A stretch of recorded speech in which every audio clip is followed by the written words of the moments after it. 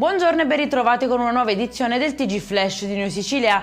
In apertura sequestro da 1.350.000 euro a due società agrigentine che avrebbero usato indebitamente fondi europei destinati al turismo. Attraverso un giro di fatture false, 6 le persone denunciate, segnalate anche 3 imprese per illeciti amministrativi. Momenti di forte tensione invece nel centro storico di Ragusa, dove un 42enne seguito dai servizi sociali si è barricato in casa e ha aggredito con una mannaia operatori e forze dell'ordine. A complicare ulteriormente la situazione la presenza di 3 bombole di gas che hanno aumentato il rischio per l'incolumità pubblica. Dopo un delicato intervento l'uomo è stato bloccato e portato in ospedale.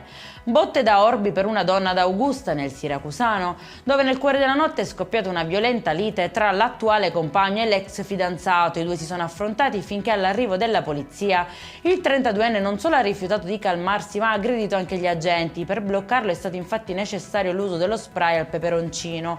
L'uomo è stato arrestato e posto ai domiciliari mentre i poliziotti sono finiti in ospedale.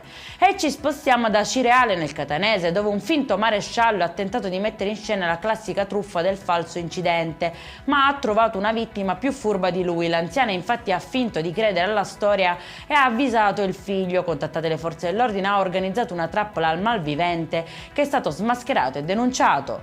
E in chiusura nasce in Sicilia l'Osservatorio regionale sul lavoro e sul disagio occupazionale, un presidio permanente pensato e istituito dal Codacons per ascoltare, tutelare e dare voce ai cittadini che vivono condizioni di precarietà o sfruttamento. L'osservatorio si concentrerà su contratti irregolari, lavoro nero e sfruttamento, raccogliendo segnalazioni e creando report trimestrali da inviare alle istituzioni.